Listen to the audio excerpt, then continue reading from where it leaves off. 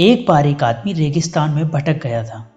करीब आधा दिन निकल चुका था और उसे रास्ते का कुछ पता नहीं था। वह समझ नहीं पा रहा था कि वह किस तरह उस रेगिस्तान से बाहर निकले। उसका खाने पीने का सारा सामान भी खत्म हो गया था और प्यास से गला सूखा जा रहा था, लेकिन पानी का दूर दूर तक कोई नामो निशान नहीं था। वहीं थोड़ी दूर और चलने पर उसे एक झोपड़ी दिखाई पड़ी। वह इस आशा में झोपड़ी की ओर चल पड़ा कि वहां उसे पानी जरूर मिल जाएगा और वह वहां रहने वालों से रेगिस्तान से बाहर निकलने का रास्ता भी पूछ लेगा।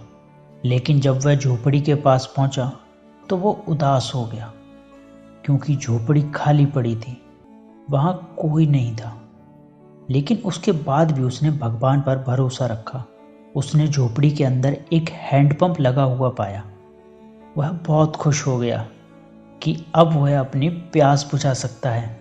उसने भगवान को धन्यवाद दिया और हैंडपंप चलाने लगा, लेकिन काफ़ी प्रयास करने के बाद भी हैंडपंप नहीं चला। वह थक कर चूर हो चुका था और वह थक कर ज़मीन पर लेट गया।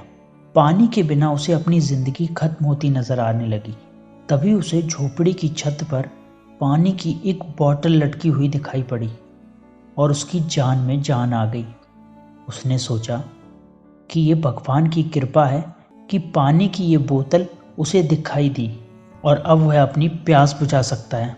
उसने पानी की बोतल को नीचे उतारा, लेकिन जैसे ही वह पानी पीने को हुआ, उसकी नज़र बोतल के नीचे चिपके कागज पर पड़ी। उस कागज पर लिखा था, इस पानी का इस्तेमाल हैंडपंप चलाने के लिए करें।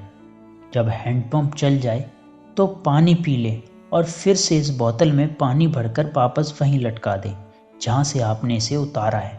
कागज पर लिखे संदेश को पढ़कर आदमी सोच में पड़ गया कि क्या करे। यदि पानी हैंडपंप में डाला और वह नहीं चला तो सही तो यह होगा कि बोतल का पानी पीकर मैं वहां से आगे बढ़ जाऊं। वह अब दुविधा में पड़ चुका था, लेकिन अंत में उसने ऊपर वाले को याद किया और कागज पर लिखे संदेश पर भरोसा करने का फैसला लिया। उसने बोतल का पानी हैंडपंप में डाला और हैंडपंप चलाने की कोशिश करने लगा।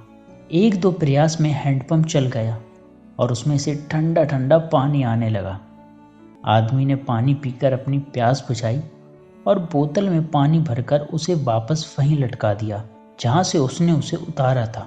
वह वहां से निकल ही रहा था कि झोपड़ी के कोने में उसे एक नक्शा और पेंसिल का टुकड़ा मिला। उस नक्शे में रेगिस्तान से बाहर निकलने का रास्ता बना हुआ था। आदमी और खुश हो गया और भगवान का उसने लाख लाख धन्यवाद किया। वह नक्शा लेकर बाहर को चल दिया, लेकिन कुछ दूर चलने के बाद वह रुका और वापस झोपड़ी में आया। उसने पानी के बोतल के नीचे लिखे कागज पर पेंसिल से लिखा, यकीन मानिए ये काम करता है। तो दोस्तों, इस कहानी से यह सीख मिलती है, जब भी जिंदगी में बुरा वक्त या परिस्थिति आए तो भगवान और खुद पर विश्वास रखें। विश्वास बहुत बड़ी चीज होती है। विश्वास है तो दुनिया में हर चीज संभव है। दूर किसी गांव में एक गुरुकुल था। उस गुरुकुल में विद्यार्थी शिक्षा प्राप्त करने के लिए आया करते थे। एक दिन गुरुकुल में शिक्षा प्राप्त कर रहे एक शिष्य को अपने पिता का संदेश मिला। पिता ने उसे घर बुलाया था। उस शिष्य ने संदेश पढ़ा और अपने गुरुजी से घर जाने की अनुमति मांगी। गुरु ने उसे घर जाने के लिए हामी भर दी और अगले दिन शिष्य अपने घर की ओर निकल पड़ा। वह पैदल चला जा रहा था। गर्मी के दिन थे और रास्ते में उसे प्यास लगाई और वह पानी ढूंढते ढूंढते आगे बढ़ने लगा और कुछ देर चलने के बाद रास्ते में उसे एक कुआं दिखाई पड़ा। उसने कुएं से पानी निकाला और पेट भर पानी पीकर अपनी प्यास बुझा ली। लड़की को उस कुएं का पानी बहुत मीठा लगा, जिसे पीकर वो खुश हो गया।